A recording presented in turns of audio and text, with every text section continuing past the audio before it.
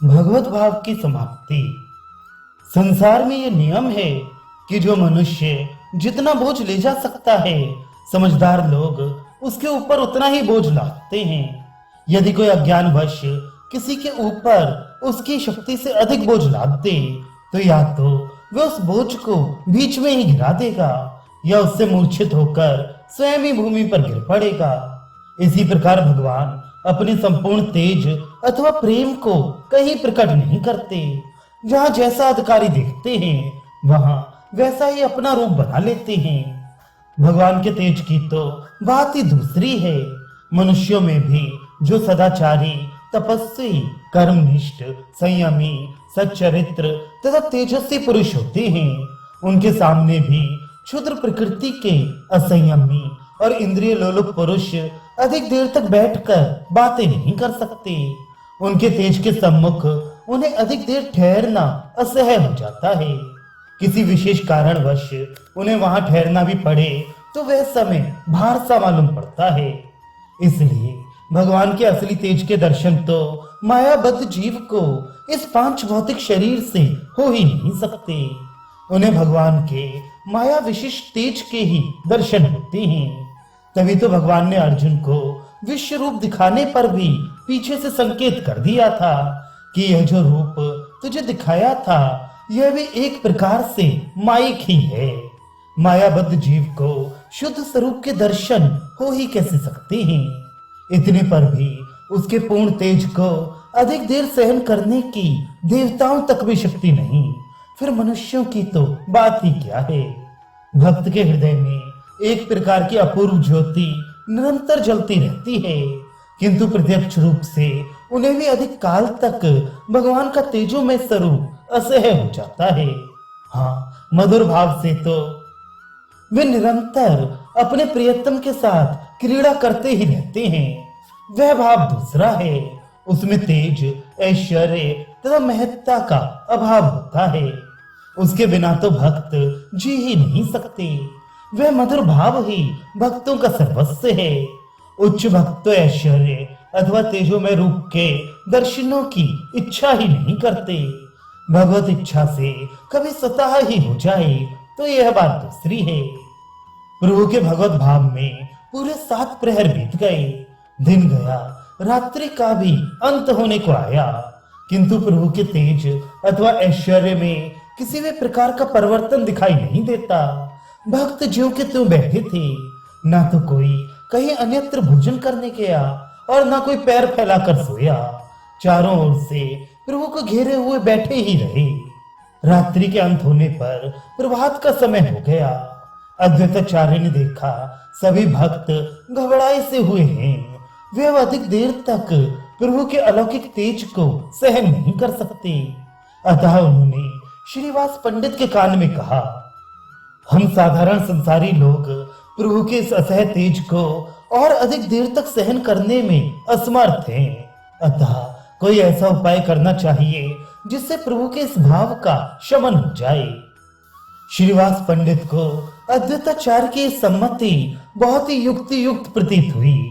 उनकी बात का समर्थन करते हुए वे बोले, हाँ, आप ठीक कहते हैं। इस ऐश्वर्यमय रूप की अपेक्षा तो हमें गौर रूप ही प्रिय है। हम सभी मिलकर प्रभु से प्रार्थना करें कि प्रभु अब इस अपने अद्भुत अलौकिक भाव को संवरण कीजिए और हम लोगों को फिर उसी गौर रूप से दर्शन दीजिए। श्रीवास की यह बात सभी को पसंद आई और सभी हाथ जोड़कर स्तुति करने लगे। प्रभु अब अपने इस ऐश्वर्य को अप्रकट कर लीजिए। इस तेज से हम संसारी जीव जल जाएंगे। हमें इसे अधिक काल सहन करने की शक्ति नहीं है। अब हमें अपना वही असली गौर रूप दिखाइए। भक्तों की ऐसी प्रार्थना सुनकर प्रभु ने बड़े जोर के साथ एक हुंकार मारी। हुंकार मारते ही उन्हें एकदम मूर्छा आ गई और मूर्छा आने पर ये कहते हुए कि अच्छा तो लो, अब हम जाते हैं, अचेतन होकर सिंहासन पर से भूमि पर गिर पड़े। भक्तों ने जल्दी से उठाकर प्रभु के एक सुंदर से आसन पर लिटाया। प्रभु मूर्छित दशा में ज्यों के त्यों ही पड़े रहे, तनिक भी इधर उधर को हिले डुले नहीं। प्रभु को मूर्छित देखकर सभी भक्त विविध भांति के उपचार करने लगे। वे पंखा लेकर प्रभु को वायु करने लगे। सुगंधित तेल अथवा शीतल लेप प्रभु के मस्तक पर लेपन करने लगे, किंतु प्रभु की मूर्छा भंग नहीं हुई। प्रभु की परीक्षा के निमित्त अद्वैत और श्रीवास आदि प्रमुख भक्तों ने प्रभु के संपूर्ण शरीर की परीक्षा की। उनकी नासिका के सामने बहुत देर तक हाथ रखे रहे, किंतु सांसें बिल्कुल चलता हुआ मालूम नहीं पड़ता था। हाथ पैर तथा शरीर के सभी अंग प्रत्यंग संज्ञा शून्य से बने हुए थे। जिस अंग को जैसे भी डाल देते वह वैसे ही पड़ा रहता।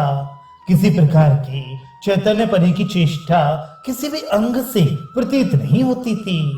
प्रभु की ऐसी दशा देखकर सभी भक्तों को बड़ा भारी भय सा प्रतीत होने लगा। वे बार बार प्रभु के इस वाक्य को स्मरण करने लगे, अच्छा तो लो अब हम जाते हैं। बहुत से तो इससे अनुमान लगाने लगे कि प्रभु सचमुच हमें छोड़कर चले गए। बहुत से कहने लगे ये बात नहीं है, वह तो प्रभु के ऐश्वर्य और तेज के संबंध का भाव था। हमारे गौर हरि तो थोड़ी देर में चैतन्य लाभ करेंगे, किंतु उनका ये अनुमान ठीक होता दिखाई नहीं देता था। प्रातः काल से प्रतीक्षा करते करते दोपहर हो गया, किंतु प्रभु की दशा में कुछ भी परिवर्तन नहीं हुआ। वे उसी भांति संज्ञा शून्य पड़े रहे। ज्येष्ठ का महीना था। भक्तों को बैठे बैठे 30 घंटे हो गए। प्रभु की दशा देखकर सभी व्याकुल हो रहे थे। सभी उसी भाव से प्रभु को घेरे हुए बैठे थे।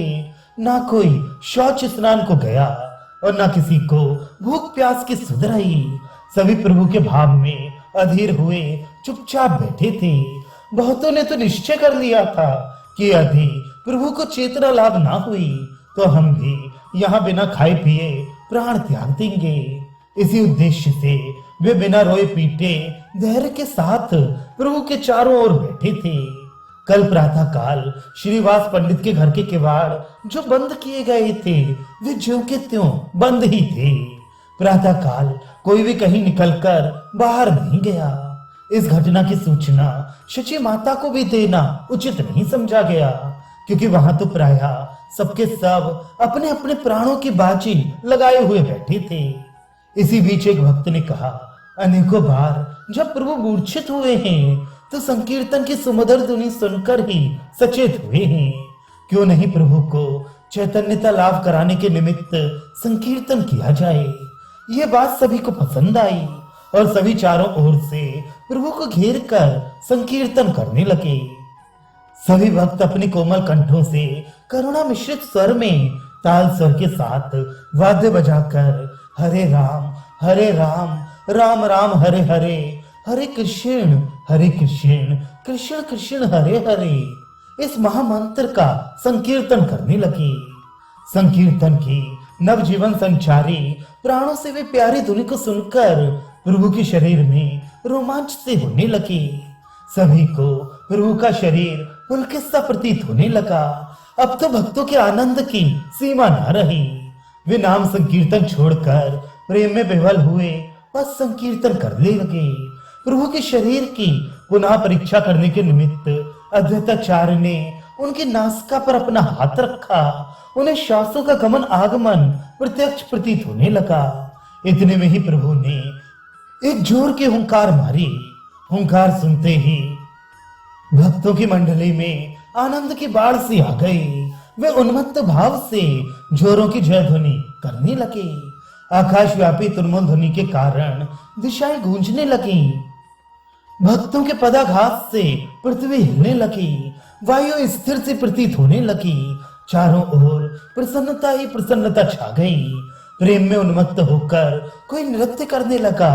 कोई आनंद के वेग को न सह सकने के कारण मूर्छित होकर गिर पड़ा। कोई शंख बजाने लगा। कोई शीतल जल लेकर प्रभु के श्री मुख में धीरे धीरे डालने लगा। इस प्रकार श्रीवास जी का संपूर्ण घर उस समय आनंद का तरंगे सागर ही बन गया, जिसमें भक्तों की प्रसन्नता की हिलोरें उठ उठकर दिशाओं को गुजारती हुई भीषण शब्द कर रही थीं।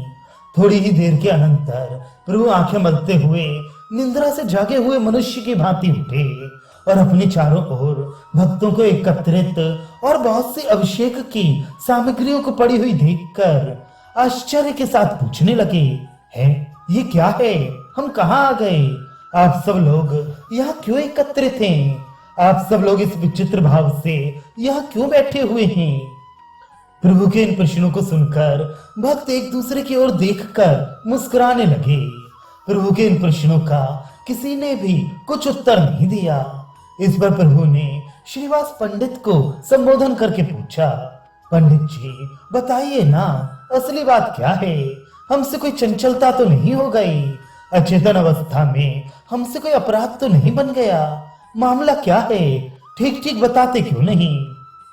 अपनी हंसी को रोकते हुए श्रीवास पंडित कहने लगे, अब हमें बहकाइए नहीं, बहुत बनने की चेष्टा न कीजिए, अब यहाँ कोई बहकने वाला नहीं है।